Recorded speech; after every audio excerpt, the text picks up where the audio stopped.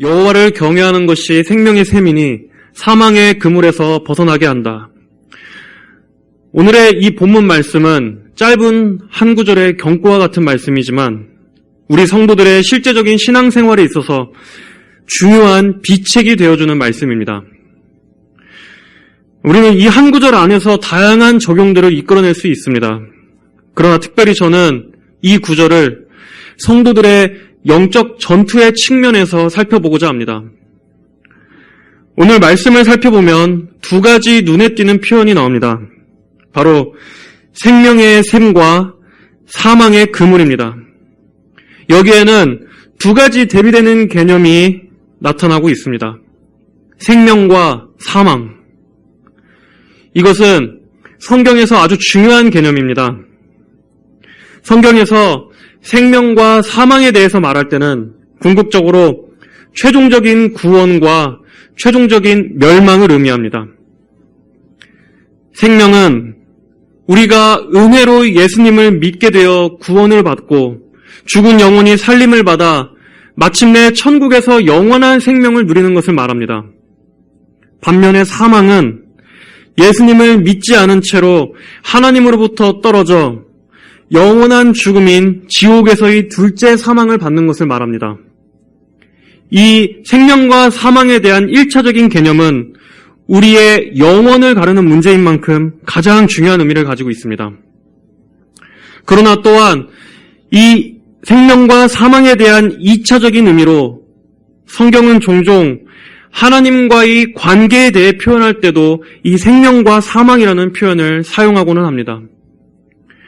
하나님과 올바른 관계에 있는 것을 생명에 빗대어 말하기도 하고 죄로 인해서 하나님과 단절되거나 멀어진 상태를 사망에 빗대어 말씀하기도 합니다. 이 두 번째 의미는 내세의 관점이 아닌 이 땅에서의 현재적인 의미를 담고 있습니다.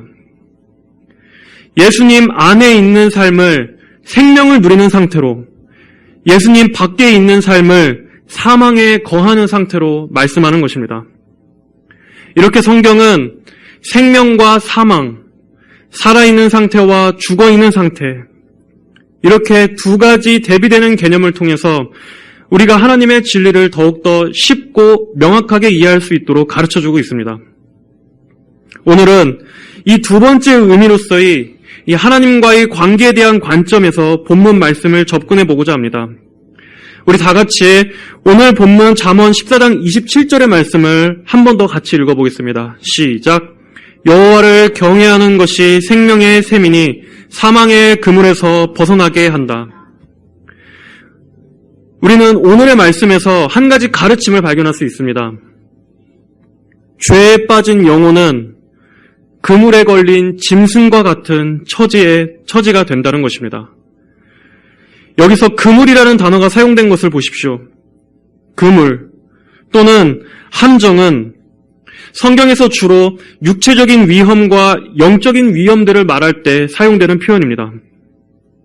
이 그물과 함정에 대한 이미지는 우리가 잘 알다시피 사냥을 연상시킵니다. 사냥꾼이 그물을 펼쳐놓고 새나 사슴같이 이 야생동물이나 물고기 등을 잡는 것을 떠올리게 해줍니다. 고대 근동 지역에서 자주 사용되었던 사냥 방식은 땅 밑에 깊숙한 구덩이를 파고 그 안에 그물을 펼친 다음 그 겉을 잘 위장하여 숨기는 방식이었다고 합니다. 동물들은 아무것도 모르고 그 위를 지나가다가 그 구덩이에 빠지게 되면 그대로 그물을 들어 올리는데 그때 동물은 아무리 벗어나려고 발버둥 쳐도 꼼짝 못하게 됩니다. 이 방법은 그 당시 사냥에 사용된 방법 중에서 가장 효과적인 방법이었습니다.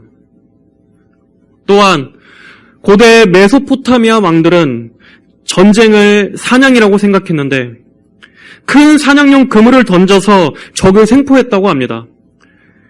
과거 로마 군대도 역시 큰 그물로 한 마을 사람들 전체를 사로잡아다가 포로로 끌고 갔었다고 합니다. 이렇게 오늘 본문 말씀에서는 사냥과 포획이라는 이미지를 빌려서 우리가 이 그물의 위험을 경계해야 할 것을 말씀해주고 있습니다. 우리는 우리의 영혼을 지키기 위해서 부단히 깨어 경계하고 대비해야 합니다. 우리를 사로잡기 위해서 누군가 그물을 치는 자가 있기 때문입니다. 그물은 그물 친 자의 존재를 암시합니다. 그가 누구입니까? 바로 이 세상 신인 마귀입니다. 엄밀히 말하자면 지금 예수님 밖에 있는 모든 자는 이미 그 그물에 포획되어 있는 상태입니다. 마귀는 죄와 쾌락이라는 그물로, 음란과 중독이라는 그물로, 세상 정욕과 자기 사랑이라는 그물로 이미 이 세상의 수많은 영혼들을 올가매고 있습니다. 인간이 아무리 자유를 추구해도 그 내면적인 영혼까지 자유로울 수 없는 이유는 무엇입니까? 알 수 없는 불안함과 두려움, 정신적인 속박 속에서 오늘날 많은 이들이 고통받고 있는 이유는 무엇입니까? 아름다운 자연 속에서 그 드넓은 자연을 만끽한다고 해도 거기에 진정한 자유가 있다고 말할 수 있습니까? 돈이 많아서 아무리 써도 다 쓰지 못할 만큼 모든 것을 누리고 자유롭게 힘을 행사할 수 있는 사람조차도 인간 안에 있는 이 근원적인 부자유에서 벗어날 수 있는 사람은 없습니다. 많은 것을 가졌다고 해도 그 내면에 완전한 자유는 임할 수 없습니다. 하나님께서 절대 예수님 밖에 있는 자에게는 완전한 자유를 주시지 않기 때문입니다. 모든 인간은 그리스도 밖에 있는 한 그 영혼이 굴레에 갇혀 있고 그물에 올가매져 있는 상태입니다. 마귀가 쳐놓은 이 보이지 않는 그물에 다 걸려 있는 것입니다. 오늘날 사람들 중에 단 한 가지에라도 중독되지 않은 사람이 있습니까? 그 어떤 것에도 아무 것에도 매이지 않은 사람이 있습니까? 성경에서도 거듭나지 않은 인간의 상태를 죄의 노예라고 말씀하고 있습니다. 또 마귀의 종노릇하고 있다고 말씀하고 있습니다. 이 말씀들은 인간이 죄와 저주의 그물에 걸려있는 상태를 잘 설명해 줍니다. 여러분, 그물의 특성이 위장되어 있고 보이지 않는다는 점을 잘 생각해 보십시오. 사람들은 각자 저마다 자기가 다 그물에 걸려 있으면서도 스스로 그물에 걸려 있는지 자각조차 하지 못합니다. 세상의 매스미디어가 주는 온갖 정보에 세뇌되어서 온전히 자신의 생각을 가지고 있는 사람은 드뭅니다. 또 설령 그 중에 깨어있다고 자부하는 사람조차도 그가 예수님 밖에 있는 한 그는 아직도 그물에 걸려있는 상태입니다. 한 가지 그물에 벗어났다고 생각하지만 또 다른 그물에 여전히 올가매져 있는 것입니다. 그물에 걸린 짐승은 이제 사냥꾼의 소나기에 들어갑니다. 이제는 그 사냥꾼이 그 사냥감을 지배하는 것입니다. 그리고 곧 사냥꾼의 손에 그 짐승은 죽임을 당하게 될 것입니다. 이렇게 마귀는 온 세상을 향해서 그물을 넓게 펼쳐놓고 자신의 먹잇감을 멸망으로 끌고 가기 위해서 기다리고 있습니다. 그 어떤 힘있는 권세자도 그물에 걸린 후에 최종적인 결말인 이 죽음으로부터 벗어날 수 있는 자유를 가진 자는 없습니다. 이것이 예수님 밖에 있는 모든 자들이 보편적으로 처한 상태입니다. 또한 이 말씀은 성도들을 포획하기 위한 마귀의 술책을 경고하는 말씀이기도 합니다. 마귀는 이미 자기의 밥인 이 세상의 영혼들 말고도 성도들을 향해서도 그물을 펼쳐놓고 있습니다. 마귀는 성도들을 멸망으로 끌고 가지는 못하지만 그들을 올가매므로써 최대한 그들이 성도로서의 복된 삶을 살지 못하도록 잡아두려는 목적입니다. 우리는 이러한 마귀의 술책과 다양한 활동들에 대한 지식을 가지고 있어야 합니다. 비록 이런 주제가 우리에게 소망과 기쁨을 주는 주제는 아니지만 마귀의 존재는 확실하고 마귀는 성도들의 무지를 이용하기 때문입니다. 에베소서 6장 11절부터 13절은 이렇게 말씀합니다. 마귀의 술책에 대항하여 설 수 있기 위해 하나님의 전신갑주를 입어라. 이는 우리의 싸움이 혈과 육에 대한 것이 아니요 통치자들과 권세자들과 이 어두움의 세상 주관자들과 하늘에 있는 악한 영들에 대한 것이기 때문이다. 그러므로 하나님의 전신갑주를 취하여라. 이는 너희가 악한 날에 대적하고 모든 것을 행한 후에 설 수 있게 하기 위한 것이다. 이 말씀은 우리의 대적이 보이지 않는 악한 영들이고 그에 대항하기 위해서는 하나님의 전신갑주가 반드시 필요하다는 것을 강조하고 있습니다. 하지만 안타깝게도 오늘날 교회 안에도 역시 이 사망의 그물에 걸린 자들이 많이 있습니다. 마귀의 존재와 그 마귀의 간교한 전술에 대해서 전혀 알지 못하고 하나님의 전신갑주는커녕 가장 기본적인 갑옷조차도 다 풀어헤치고 있기 때문입니다. 이렇게 무방비 상태로 노출되어 있는 신자들이 많기 때문에 마귀가 교회 안에서도 얼마든지 영혼들을 상대로 마음껏 약탈할 수 있는 것입니다. 우리가 방향 없이 허공을 치는 싸움을 하지 않기 위해서는 우리는 반드시 마귀가 어떻게 영혼을 속이는지 그리고 어떻게 성도를 그물에 걸리게 하는지에 대한 지식을 반드시 갖추고 있어야 합니다. 성경에서도 성도를 넘어뜨리는 악인의 존재를 많이 말씀하고 있습니다. 이 악인의 존재의 배후는 마귀입니다.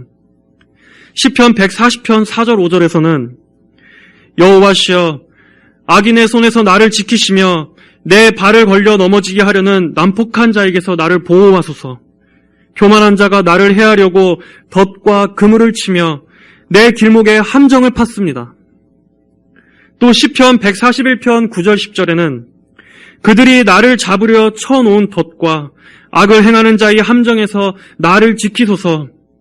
악인으로 자기 그물에 걸리게 하시고 나는 무사히 피하게 하소서.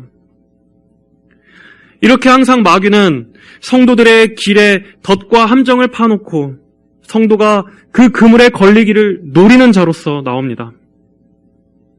만약 많은 성도들이 순수하고 열심 있는 신앙에는 힘을 쏟으려고 하지만 악한 영들에 대한 지식이 전무하기 때문에 너무나 쉽게 속고 있습니다. 영적으로 둔감하거나 아직 미숙한 성도들은 특히나 더더욱 이러한 함정과 덫에 걸리기가 쉽습니다. 특별히 죄의 유혹에 있어서 우리의 영혼을 잠들게 하는 마귀의 이 교묘한 속임수를 간파하지 못한다면 우리는 신앙에 큰 위험과 해를 입게 됩니다. 우리는 오늘 말씀의 도움을 얻기 위해서 잠언 7장을 함께 살펴봐야 합니다. 잠언 7장에서는 한 영혼이 어떻게 죄의 속임수에 넘어가게 되는지에 대해서 나옵니다. 우리 다 함께 잠언 7장을 한번 펴보시겠습니다.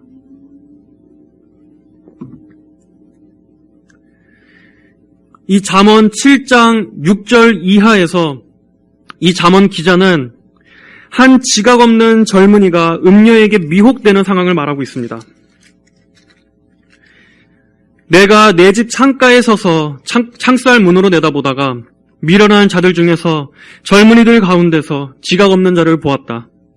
그가 창녀의 골목 모퉁이를 지나서 그 여자의 집으로 발걸음을 옮겼다.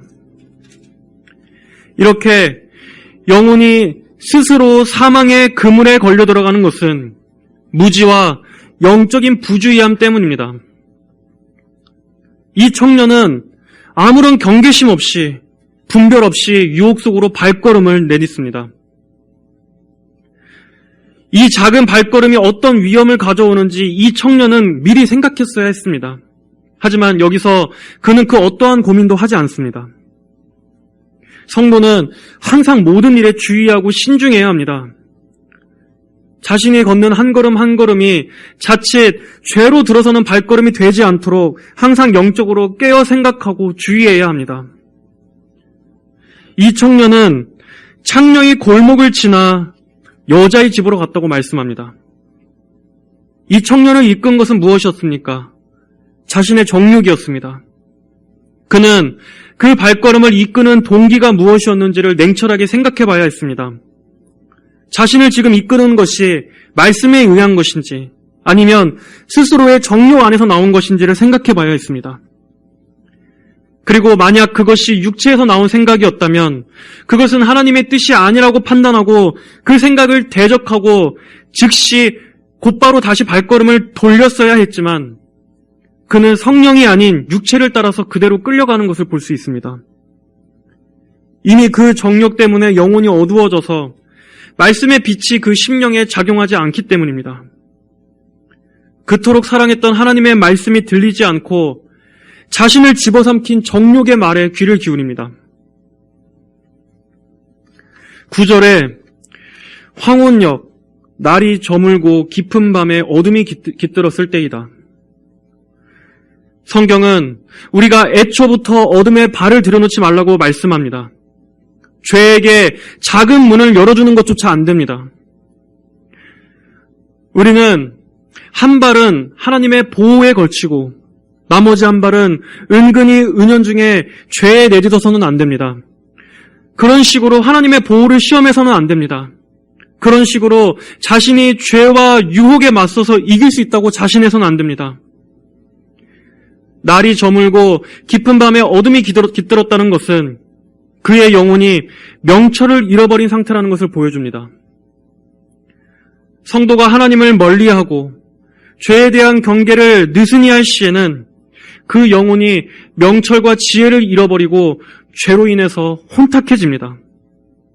그럴 때 육체의 정욕은 기승을 부리고 세상에 대한 사랑이 마음에서 폭발적으로 솟구칩니다. 하나님을 추구하던 열심에서 잠깐이라도 태만하게 되면, 그리고 그 시간이 지속되고 길어지면 내 안에 이렇게나 강렬한 정욕의 불이 있었나 생각될 만큼 그동안 눌려있던 죄성이 한 번에 분출되는 것입니다. 이렇게 성도 안에 잔재하는 죄의 본성은 잠깐의 먹이라도 주면 다시 사납게 활동하기 때문에 성경은 이 죄의 정욕을 단순히 이겨내라, 참아라 정도가 아니라 죽이라고 단호하게 말씀하고 있는 것입니다. 골로새서 3장 5절에 그러므로 너희는 땅에 있는 지체를 죽여라. 곧 은행과 더러운 것과 정욕과 악한 욕망과 탐욕이니 탐욕은 우상숭배이다. 성도는 세상의 죄뿐만 아니라 자신 안에 있는 이 죄성과도 전투를 치러야 합니다. 군인이 치열한 전쟁터 한가운데에서 한가하게 낮잠을 자지 않듯이 성도는 죄를 근절시키고 죄를 죽이기 위한 싸움에 긴장을 절대 풀어서는 안 됩니다. 위대한 사도 바울 역시 나는 날마다 죽노라 라고 고백했습니다. 우리는 우리 자신을 세상에 대하여, 죄에 대하여, 그리고 십자가에서 이미 죽은 존재로, 그리고 날마다 죽여야 하는 존재로 생각해야 합니다. 하지만 우리는 그렇게 일관되지 못하고 또 우리는 항상 안일함과 나태함에 너무나 쉽게 빠지기 때문에 마음을 풀어놓을 때가 많습니다. 그렇기 때문에 우리는 우리 자신이 언제나 선줄로 생각하지 말고 언제라도 넘어질 수 있는 존재로 여겨야 하는 것입니다. 우리가 잠시라도 느슨해져서 마음의 빈 공간을 열어놓게 되면 마귀는 바로 그러한 마음의 빈틈에 그물과 덫을 심어놓습니다. 10절에 보아라, 그때 창녀의 옷을 입고 간교한 여자가 그를 맞으러 왔다. 이 여자는 간교한 여자로 표현되고 있습니다. 그 여자는 창녀의 옷을 입었다고 말하고 있습니다. 죄와 마귀는 절대로 두렵고 위협적인 모습으로 다가오지 않습니다. 매력적이고 우리의 오감을 자극할 만한 모습으로 다가오는 것입니다. 그래서 우리 마음의 가장 취약한 부분, 우리가 가장 강렬히 원하고 갈망하는 것들을 주겠다고 유혹합니다. 하나님께서도 우리의 마음의 중심을 보시지만 마귀 역시 인간의 마음의 중심을 공략합니다. 선악과를 따먹도록 유혹한 뱀처럼, 광야에서 예수님을 시험했던 마귀처럼 마귀는 오늘도 수많은 사람들의, 그리고 성도들을 넘어뜨리기 위해서 우리 마음이 원하는 갈망을 믿기로 유혹하고 있습니다. 그 여자는 때로는 거리에서, 때로는 광장에서 길목마다 사람을 기다리고 있습니다. 마귀가 우는 사자같이 삼킬 자를 찾아서 삼킬 자를 찾고 있듯이 오늘도 죄의 본성에 굴복해서 주님이 아닌 다른 곳에서 매력을 찾으려고 하는 영혼들을 유혹하기 위해서 마귀는 기다리고 있습니다. 이어서 13절부터는 그 여자가 청년을 본격적으로 유혹합니다. 그리고 아래 21절에 그 여자가 여러 가지 말로 그를 유혹하고 달콤한 말로 그를 꿰므로.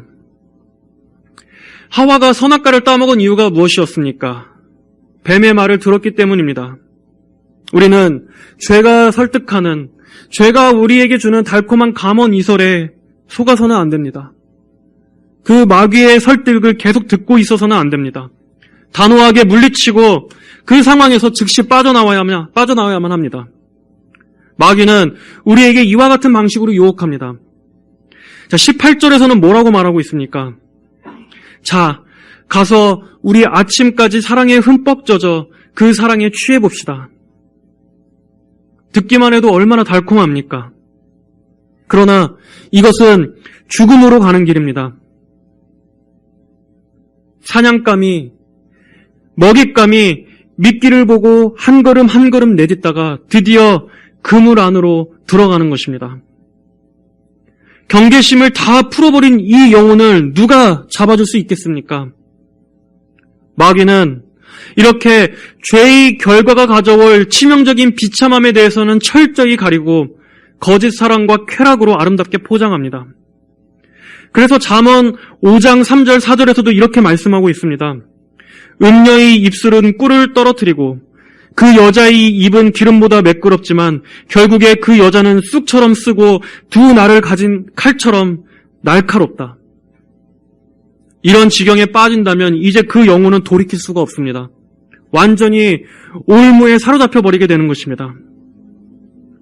만약 이 영혼이 늘 하나님 곁에 매여 있었다면, 말씀과 기도로서 늘 깨어 자신을 무장하고 있었더라면 이 사망의 그물 속으로 이렇게 깊숙이 들어가지 않을 수도 있었을 것입니다.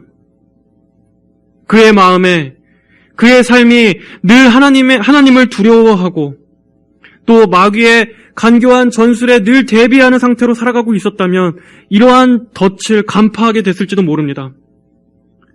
그러나 오늘도 많은 영혼들이 이런 식으로 죄와 마귀에게 미혹되어 가고 있습니다. 22절 이하에 그 젊은이가 그 여자를 선뜻 따라 나서니 마치 황소가 도살장으로 가는 것 같고 어리석은 자가 벌을 받으려고 쇠사슬에 묶이러 가는 것과 같다.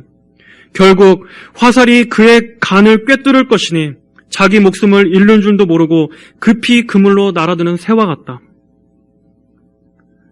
오늘날 이렇게 하나님을 떠나서 스스로 멸망길로 간 자들이 얼마나 많습니까? 주님을 사랑한다 했던 고백들을 너무나 쉽게 차버리고 세상으로 떠난 영혼들이 얼마나 많습니까? 처음에는 온전한 나 자신을 찾은 것 같고 내 세상을 찾은 것 같지만 결국 마귀가 쏜 화살이 그의 간을 꿰뚫게 될 것을 그 순진한 영혼들은 알지 못합니다. 우리는 이 말씀들이 주는 두려운 경고를 본보기 삼아서 영혼의 경고를 태만히 해서는 안 됩니다. 교회 안에 있는 많은 수의 사람들이 너무나 쉽게 주님을 떠나서 세상이 주는 미끼의 유혹에 이끌려 처음에는 한 걸음 한 걸음 경계심을 갖고 다가가지만 아무 일이 없자 너무나 쉽게 그 조심성과 의심과 경계를 풀어버립니다. 그러나 그 순간 그물이 들어 올려져서 포획당하게 됩니다. 그때는 아무리 발버둥 치고 발버둥 쳐도 벗어나지 못합니다. 사냥꾼의 사냥감으로서 목덜미를 잡혀가는 것뿐입니다. 죄가 영혼을 사로잡는 패턴이 다 이런 것입니다. 꿀에 빠져 죽은 파리에 대한 이야기가 있습니다. 파리는 자기를 잡기 위해 쳐놓은 꿀 속에 들어가서 처음 한두 번은 조심스럽게 먹지만 이내 담대해져서 온몸을 꿀에 담그고 개걸스럽게 먹습니다. 이제 배부르게 먹고 난 뒤에 파리는 날아가려고 하지만 그 꿀이 그의 발에 들러붙고 그의 날개에 들러붙어서 날 수가 없습니다. 그 파리가 힘껏 애를 쓰고 발버둥을 칠수록 그 끈적거리는 꿀에 온 몸이 완전히 고착돼 버립니다. 나중에는 그 달콤한 꿀 속에서 죽게 되는 것입니다.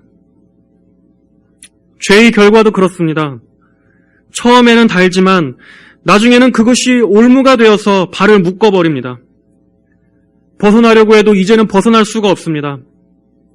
여러분, 마약이 한 사람을 완전히 폐인으로 만드는 것처럼 죄가 인간을 사로잡는 힘 역시 처음에는 쾌락으로 유혹하지만 돌이킬 수 없는 지경까지 완전히 사로잡아 버리는 것입니다. 이렇게 죄는 무서운 것입니다. 하나님을 떠난 자는 이 사망의 그물에 걸릴 수밖에 없습니다. 이 그물에 걸린 자가 스스로의 힘으로 나올 수 있습니까? 그물에 걸리는 순간 끝장입니다. 그러나 오늘 본문인 잠언 14장 27절은 말씀합니다. 여호와를 경외하는 것이 생명의 샘이니 사망의 그물에서 벗어나게 한다. 성경은 여호와를 경외하는 것이 이 무섭고 벗어나기 어려운 이 사망의 그물에서 벗어나게 한다고 말씀합니다. 하나님께서는 의인을 악인의 손으로부터 건지십니다.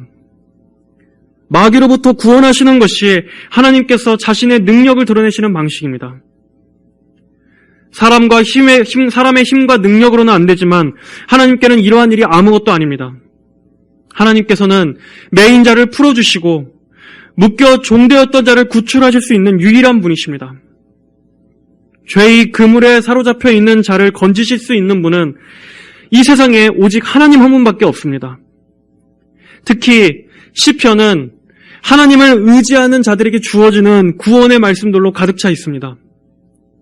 성도들이 덫에 걸리게 될 때 하나님께서는 그의 발을 그물에서 벗어나게 하실 것입니다. 시편 31편 4절 5절에 그들이 나를 위해 비밀리에 쳐놓은 그물에서 나를 건지소서. 주님은 나의 피난처가 되십니다. 내가 내 영을 주님의 손에 맡기니 여호와 진리의 하나님 주께서 나를 구속하실 것입니다. 시편 30편 2절부터 5절에서는 여호와 내 하나님이시여 내가 주께 부르짖으니 주께서 나를 고쳐주셨습니다. 여호와시여 주께서 내 영혼을 스올에서 건지시고 구덩이에 내려가는 자들 가운데서 나를 살리셨습니다.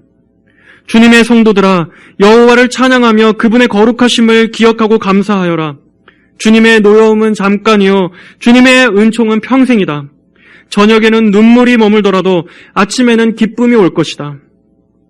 하나님께서는 마귀가 쳐놓은 덫을 부수심으로써 성도들에게 기쁨과 승리를 주실 것입니다. 시편 124편 1절부터 8절에 이스라엘은 이제 말하여라. 만일 여호와께서 우리 편에 계시지 아니하시고 사람들이 우리를 대항하여 일어날 때 만일 여호와께서 우리 편에 계시지 않으셨다면 우리를 향한 그들의 분노가 맹렬하여 우리를 산채로 삼켰을 것이며 그때 물이 우리를 휩쓸어버리고 시내가 우리의 영혼 위로 넘쳐 흘렀을 것이며 그때 그 성난 물결이 우리의 영혼 위로 넘쳐 흘렀을 것이다. 우리를 그들의 이에 씹히지 않게 하신 여호와를 송축하여라. 새가 사냥꾼의 올무에서 벗어나듯 우리 영혼이 벗어났으며 올무가 끊어짐으로 우리가 벗어났다.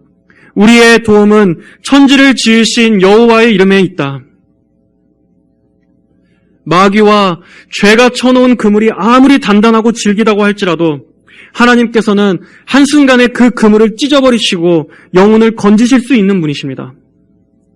하나님께는 도저히 벗어날 수 없는 이 사망의 그물에서도 얼마든지 영혼을 건져 올리실 수 있습니다. 마귀는 우리를 잡아다가 사망으로 이끌어가려고 했지만 하나님께서는 죄와 저주의 그물에 사로잡혀 있었던 우리들을 예수님의 십자가로 복음으로 건져주십니다. 골로새서 2장 15절에서는 이렇게 말씀합니다.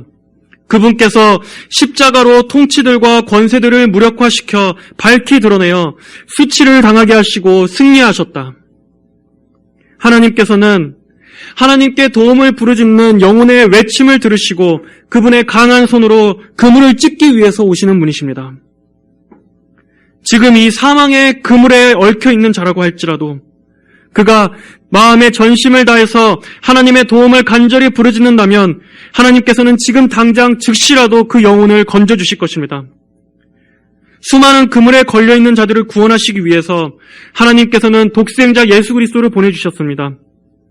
그리고 누구든지 예수님을 믿는 자들은 단번에 그 그물에서 벗어날 수 있는 길이 있습니다. 예수님께서는 바로 그 그물에 걸린 자들을 풀어주시기 위해서 오신 분이시기 때문입니다. 여러분, 불의에서 떠나기를 원하고 깨끗해지기를 소원하는 모든 자들은 주님의 이름을 부르십시오. 누구든지 주님의 이름을 부르는 자는 구원을 얻을 것이라고 말씀하셨습니다. 죄의 그물에 사로잡혀 있던 많은 자들이 그렇게 구원을 받았습니다. 우리 역시 마찬가지 아니었습니까? 오직 하나님께서 보내신 예수님만이 구원하실 수 있습니다. 인간은 그 누구도 스스로의 힘으로 그리고 또 누구의 도움으로도 건짐을 받을 수 없지만 하나님께서는 그 일을 하실 수 있습니다. 올가매는 그물에서 벗어날 수 있는 유일한 방법은 오직 예수님을 붙잡는 것입니다. 예수님께 구원을 요청하는 것입니다. 또한 본문 말씀은 여호와를 경외하는 것이 생명의 샘이라고 말씀하고 있습니다. 이 생명의 샘이 어떻게 사망의 그물로부터 벗어나게 합니까? 이 생명의 샘은 지혜를 말씀하는 것입니다. 우리는 늘 하나님께서 주시는 이 지혜의 샘 곁에서 배워야 합니다. 하나님께서는 이 말씀들을 통해서 이 영혼이 죄의 그물, 세상 정욕의 그물, 사망의 그물에 걸리지 않도록 대비책과 예방책을 가르쳐 주십니다. 잠언 2장 8절 그리고 16절에는 그분께서는 정의의 길들을 지키시고 그분의 경건한 자들의 길을 보호하신다. 지혜는 너를 음란한 여자, 곧 너를 유혹하는 외간 여자에게서 건져줄 것이다.